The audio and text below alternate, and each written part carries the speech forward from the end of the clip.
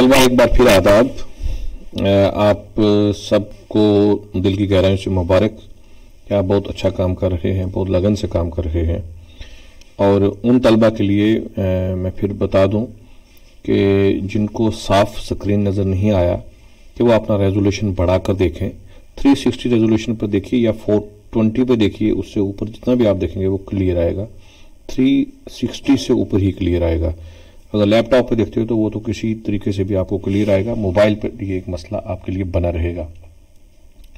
और जिनको नहीं पता है कि कहाँ से देखना है, जाके वो अपने यूट्यूब का जब चैनल खोलते हैं तो ऊपर राइट साइड में आप जाइए, वहाँ पर 3 बिंदियाँ हैं, उनको क्लिक कीजिए, वहाँ रेजोल्यूशन आएगा।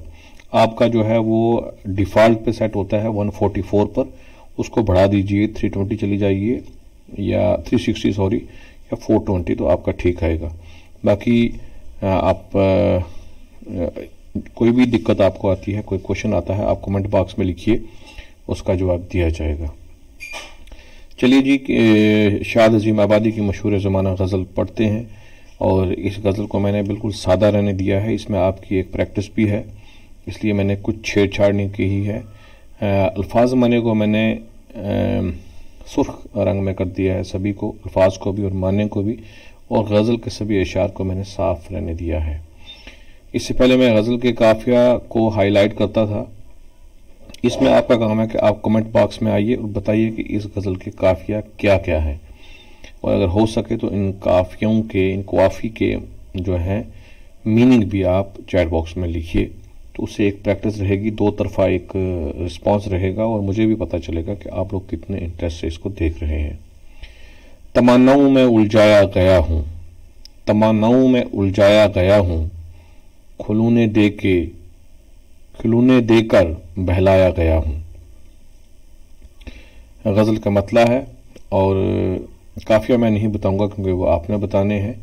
तमन्ना की मीनिंग भी आपको पता है, माने पता है आपको। तमन्ना ख्वाहिशें, आरज़ुएँ और मुख्तलिफ़ तरीके के दिल बहलाने वाली चीज़ें, कि मुझे उनमें उलझा दिया गया है। अब देखें कितना खूबसूरत मिसरा है कि तमन्नाओं में उलझाया गया है, मतलब कांटों में नहीं उलझाया गया है, तारों में नहीं उलझाया गया, बल्कि कुछ ऐसी चीज़ें दिखाई गई हैं जिनमें मैं उलझ के रह गया हूँ। जैसे कि छोटे बच्चे को कई बार, बल्कि अक्सर औक़ात वालिदैन क्या करते हैं कि कोई ऐसी चीज़ देकर, हमारे यहाँ तो बड़ा आम सा रवाज है कि कोई मीठी चीज़ देकर, चॉकलेट देकर बहलाते रहते हैं, और बच्चे को नुकसान भी हो जाता है मीठी चीज़ें खाने का, और कई बार बल्कि बाद में उसको आदत पड़ जाती है वही चीज़ें खाने की। और दूसरे मिसरे में क्लियर भी कर दिया कि खिलौने देकर बहलाया गया है, कि जिस तरीके से बच्चा रोता है उसको खिलौने दे देते हैं। खिलौनों का कोई और मकसद नहीं होता, कोई देर पा मकसद नहीं होता, बस बच्चा उसे खेलता रहता है, उसका वक्त पास हो जाता है, और वालिदैन उस तरीके से अपना वक्त गुजार लेते हैं। लेकिन इंसान की हकीकी ज़िंदगी में भी अगर हम देखें, हम इस ज़िंदगी में आए हैं, हमारा मकसद कुछ और था, लेकिन हम खिलौने के पीछे पड़ गए हैं। अब बच्चा जो है वो खिलौने वाली गाड़ी से खेलता है, तो हम बड़ी गाड़ी से खेल लेते हैं। बच्चे के पास डुप्लीकेट किस्म का खिलौने की टाइप का बड़ी बड़ी गाड़ियाँ होंगी, जेसीबी होगी उसके पास जहाज़ होगा, उसके पास लैपटॉप होगा, और हम हकीकत में उनके लिए खेल रहे हैं। हम भी उलझे हुए हैं क्योंकि हमारी ज़िंदगी का मकसद कुछ और है, इसलिए हम उसमें उलझ कर रह गए हैं। गज़ल के शेर के हवाले से मैं आपको इतना बताता चलूँगा, गज़ल का एक शेर जो है आपने पढ़ा भी है कि एक अकाई होता है। एक अकाई से मुराद यही है कि उसमें एक माने जो है वो बंद होता है, और वो ख्याल बंद होता है, एक ख्याल बंद होता है, और उस ख्याल से आप उसके साथ भी आप रह सकते हो, उसकी तायीद भी कर सकते हो, और उसकी तनकीद भी कर सकते हो। हो सकता है किसी का ख्याल आपको अच्छा ना लगे, और हो सकता है किसी का ख्याल आपको बहुत अच्छा लगे, ये आज़ादी आपको है। तो इसमें भी एक बहुत खूबसूरत जो है मीनिंग रखा है। चलते हैं जी दूसरे शेर पर। हूँ उस कूचा के हर जरा से आगा, उधर मुद्दतों आया गया हूँ उस कूचा के, कूचा हो गया गली कूचा जैसे हम बोलते हैं, हर जरा की बड़ी छोटी सी छोटी चीज़ से वाकिफ हूँ।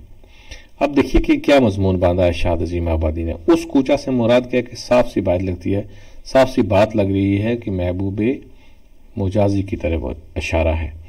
और महबूब जो दुनिया का महबूब है, खासकर हमारी उर्दू गज़ल जिसके लिए बदनाम भी बहुत हुई कि ये सिर्फ इश्क व आशिकी की बातें करती है, मोहब्बत की बातें करती है, प्यार की बातें करती है। हालांकि गज़ल में बहुत दूसरे किस्म की बातें भी हुई, फ़लसफ़ियाना बातें भी हुई। अल्लामा इकबाल के यहाँ तो एक फ़िक्र लेकर आए हैं। तो बहरहाल उस तरफ मैं नहीं जाऊँगा, लेकिन जो गज़ल का रंग था कि माशूक के लिए बातें करते हैं, तो हूँ उस कूचा के हर ज़रा से आगा, कि उस कूचा से मुराद महबूब की गली कूचा से मैं ज़रा ज़रा आगा हूँ। आगा क्या हूँ? पूरी वाकफियत रखता हूँ। पूरी वाकफियत से मुराद क्या है कि वहाँ किसकी दुकान है, वहाँ चौराया क्या है, वहाँ कौन किस वक्त आता है। जब मैं जाता हूँ अपने महबूब को देखने तो क्या उस वक्त कोई वहाँ होता है, बड़े एहतियात से जाता हूँ। और फिर अगर कोई वहाँ मिल जाए उसकी गली का, महबूब की गली का कोई दुकानदार, कोई छोटा इंसान, कोई बड़ा इंसान, तो उसकी बड़ी इज्जत से मिलता हूँ।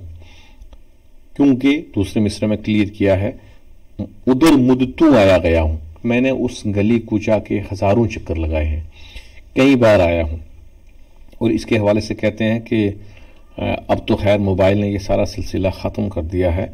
एक दौर में ये बहुत ज़्यादा होता था कि जो आशिक था वो माशूक की गली के, उसके शहर के, उसके गाँव के चक्कर काटता था। और नासिर काज़मी की बेहतरीन और ख़ूबसूरत गज़ल थी इस हवाले से कि अब कपड़े बदल के जाऊँ कहाँ, अब बाल सवारूँ किसके लिए, वो शख्स शहर ही छोड़ गया, अब बाहर जाऊँ किसके लिए। और ये शेर एक जो मैं सुनाना चाहता हूँ आपको कि वो शहर में था तो उसके लिए औरों से भी मिलना पड़ता था, अब ऐसे वैसे लोगों के मैं नाज उठाऊँ किसके लिए। यानी वो शहर में था, तो जब माशूक शहर में था तो चूँकि उसके साथ मुलाकात करने होती थी इसलिए उसके करीबी लोगों से मुलाकात करनी पड़ती थी। तो वही है जो शायद अज़ीमाबादी कह रहे हैं कि उसकी गली से मैं वाकिफ़ हूँ क्योंकि मैं वहाँ आता जाता रहा हूँ। दिली मुज़्तर से पूछ ए रौन के बज़्म, मैं खुद आया नहीं लाया गया हूँ। दिल मुज़्तर मैंने अल्फाज माने में लिख दिया है, दिल मुज़्तर बेचैन दिल, और उनके बज़म की रौनक, हमारी दुनिया की रौनक। ए दुनिया की रौनक, ए इस महफिल की रौनक, इस हमारे दिल को पूछ कि दिल क्या कहता है कि मैं इस दुनिया में खुद नहीं आया हूँ, मैं इस महफिल में खुद नहीं आया हूँ, मुझे ज़बरदस्ती लाया गया है, मेरा इस पर कोई अख्तियार नहीं था। ज़ौक़ का शेर था कि लाई हयात आए कज़ा ले चली चले, अपनी खुशी से आए ना अपनी खुशी चले। तो इंसान का कोई अख्तियार इस दुनिया में नहीं है, न आने का है और न जाने का है।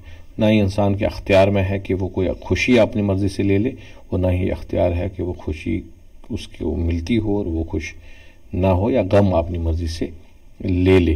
तो शेर की तशरीह करते वक्त आप ये भी ज़हन में रखेंगे, और अक्सर जो बहुत मेहनती, दिलकश और मैं ये कहूँगा कि बहुत सिंसियर जो तालिब इल्म होते हैं, तो वो कोशिश करते हैं कि ये चीज़ें की जाएँ। और क्या की जाए कि जब आप किसी शेर की तशरीह करो उसके हवाले से उस तरह के मौज़ूआत, उस वैसे मज़ामीन, उससे मिलते जुलते मज़ामीन अगर किसी शायर ने अपनी किसी गज़ल में या शेर में पेश किए हैं तो आप बता सकते हैं कि फ़लाने शायर ने ये कहा था। जैसे मैंने नासिर काज़मी का या फिर ज़ौक़ का शेर पढ़ा, तो आप अगर ये इस शेर की तशरीह करो तो आप कह सकते हैं कि ज़ौक़ ने कुछ इस तरह का मिलता जुलता मज़मून इस तरीके से बांधा था, जबकि नासिर काज़मी यूँ कहते हैं और शाद अज़ीमाबादी यूँ कहते हैं।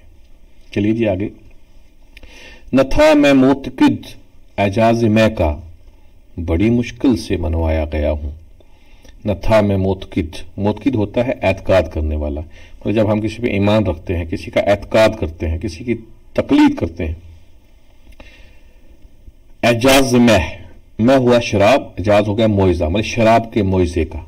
शायद कहते हैं कि मैं शराब के मोइज़े पे यकीन नहीं रखता था। अब देखिए कि भाई शराब का मोइज़ा क्या चीज़ है। आप भी तो सोचते होंगे कि दुनिया शराब पीती है, नुकसान करती है, अपनी बर्बादी करती है, लेकिन आखिर कुछ ना कुछ तो इसमें होगा जिसके लिए शराब पीते हैं। तो शायद कहता है कि मैं तो इस पर एतकाद नहीं रखता था, भरोसा नहीं था कि भाई कोई इस मैं में भी कोई मोइज़ा है। बड़ी मुश्किल से मनवाया गया हूँ, लेकिन मुझे इसकी तरफ मनवा के लाया गया है कि इसमें कुछ मोइज़ा है, ये कुछ कर दिखाने की चीज़ है। अब इसको आप देख सकते हो कि ये एजाज़ मैं, शराब का जो मोइज़ा है, जिस शराब की ये बात कर रहे हैं, तो वो शराब क्या हो सकती है? वो रूहानी भी हो सकती है, कि अगर किसी को किसी बात का नशा लग जाए तो उसके लिए वो एक शराब की मानद है, और वो ये शराब जो है ये दुनिया वाली शराब भी हो सकती है कि जिसके पीछे हम नहीं आते, और जब आ जाएं तो फिर मुआवजा इसका क्या है कि बाकी दुनिया की हमें सुध बुध नहीं रहती, कोई होश नहीं रहता, अपने आप को बर्बाद कर देते हैं उसी में। लेकिन उसके पीछे कोई ना कोई वजह होती है, मनवाया गया है, मुश्किल से मनवाया गया है। जैसे हमारे समाज में अगर हम इसी की मतलब सतही किस्म की अगर हम एक मिसाल ले लें कि एक आदमी शराब में लगता है, वो कभी अच्छी साधारण खुश जिंदगी गुजार रहा होता है, लेकिन कोई ऐसा गम उसको ज़माना पहुंचा देता है कि फिर उसके बाद वो शराब पीने लगता है। हमारे समाज में आपने ये भी तो देखा, या लोग गमी में शराब पीते हैं या लोग बहुत खुशी में शराब पीते हैं। और अगर हम कंक्लूजन निकालें इसका, भाई दोनों रंग में ही लोग शराब पीते हैं, चाहे खुशी हो या गमी हो। जिन्होंने पीनी है उन्होंने पीनी है, और जिन्होंने नहीं पीनी है वो नहीं पीते हैं। लेकिन अगर रूहानी शराब की हम इस्तारन अगर इसका हम इस्तेमाल करें तो वो भी कम लोगों में होती है, लेकिन ज़रूर होती है। चलिए जी अगले शेर की तरफ जल्दी से। नहीं उठते कदम क्यों जान बेदार, किसी मस्जिद में बहकाया गया हूं। दायर बोलते हैं मंदिर को। अब देखिए कि भाई मस्जिद और मंदिर का यहाँ सिलसिला आया है। एक तो आप जब इसकी तशरीह करो तो इसमें सनत उसने तजाद भी है कि मंदिर और मस्जिद को हम तजाद कह सकते हैं, क्योंकि मंदिर में बुत रखे होते हैं जबकि मस्जिद जो है सिर्फ खुदा का घर है जिसमें खुदा की इबादत की जाती है। हालांकि ये दोनों जो है मजहबी जो है घर हैं। शायर कहता है, और फिर इस्तफामिया है पहले मिस्र में। ये चीज़ें आप नोट करेंगे कलम और पेन लेकर। तजाद है और फिर इस्तफामिया है। इस्तफामिया मैंने साइन ऑफ इंटरोगेशन भी लगाया है कि सवाल पूछा जा रहा है। नहीं उठते कदम क्यों जानबे दैर, मेरे कदम मंदिर की जानिब क्यों नहीं उठते हैं। क्यों नहीं उठते हैं? क्योंकि मुझे किसी मस्जिद में बहका दिया गया है। अब ये सीधी सी बात है, लेकिन इससे मुराद कहना क्या चाहते हैं कि मंदिर में बुत रखे हैं, मंदिर में बुतों की पुरस्तिश है, उनकी पूजा है, लेकिन शायद कहता है कि कुछ ऐसा कर दिया गया है कि मैं बुतों के पीछे चलना मैंने छोड़ दिया है। वो बुत क्या हो सकते हैं? महबूब भी हो सकता है, और वो महबूब की बात कर रहे हैं। वो दुनिया की चीज़ें हो सकती हैं, दुनिया की आराइश और आराम का सामान हो सकते हैं, वो दुनिया की इमारतें हो सकती हैं, मखमली बिस्तर हो सकते हैं कि मुझे अब इनकी तरफ जाने का दिल नहीं करता, मुझे इन दुनियादारी के लोगों की तरफ जाने का दिल नहीं करता। जैसे कि बहुत से लोग हैं, वो खुद भी बड़े हैं, लेकिन उनकी फिर भी कोशिश होती है कि बड़े लोगों के साथ बना के रखी जाए। वो बड़े लोग मंत्री लोग हों, बड़े किस्म के ऑफिसर हों, चाहे वो किरदार के बहुत बड़े ना हों लेकिन ओहदों के बहुत बड़े हों। लेकिन फिर कोई ऐसा शख्स बेचारा जो थोड़ा नेक है लेकिन छोटा ऑफिसर है या छोटा मुलाजिम है या नहीं है, तो वो उनके साथ बना के रखता है। लेकिन कुछ ऐसे बागयूर लोग भी होते हैं कि वो उस तरफ नहीं जाते। उनको पता है कि ये लोग आज हैं कल नहीं होंगे, ये ओहदे आज हैं कल नहीं होंगे। तो इसलिए दूसरे मिस्र में कहा किसी मस्जिद में बहकाया गया हूँ। लफ्ज़ बहकाया इस्तेमाल किया है, लेकिन यानी कि मैं इन लोगों को मैंने छोड़ दिया है, अब मैं सिर्फ खुदा को मानने वाला हूँ। फौरन हम मक्ते पे आएंगे क्योंकि वीडियो लंबी ना हो जाए। कुजा मैं और कुजा ऐशा दुनिया, कहाँ से किस जगह लाया गया हूँ। कुजा मैं, कुजा का फारसी का लफ्ज़ है जिसके माने कहाँ के। कहते हैं कि कुजा में और कुजा ऐशा दुनिया। मक्ता में आपने से मुखातब होकर कहते हैं कि मेरा और इसका चोली दामन का साथ ही नहीं है, हम तो बहुत दूर दूर की चीज़ें हैं, ये दुनिया तो मेरे से बिल्कुल अलग है, मैं बिल्कुल अलग हूँ। लेकिन मुझको कहाँ से उठाकर यहाँ इस दुनिया में लाया है, और ये सवाल कर रहे हैं कि मेरा तो यहाँ कुछ बनता ही नहीं है। मैं तो वो था जो जन्नत में रहने वाला इंसान था, मैं ये थपेड़े कब खाता था। और जब हज़रत आदम अलैहिस्सलाम ने गुंदम का दाना खाया तो मुझे इस दुनिया में लाया गया। इसके ऊपर शुरा ने बहुत कुछ लिखा है। अल्लामा इकबाल ने कहा था, अब कारे जहां दराज है मेरा इंतज़ार कर, तो तब तक हमें इसी दुनिया में रहना है। तो ये थी शाद की गज़ल। लाइक का बटन, आपके कमेंट आने चाहिए, और आप बताएंगे कि इस गज़ल में कवाफी क्या क्या है और उनके जो मतलब हैं वो भी आप चैट बॉक्स में लिखेंगे। थैंक्स।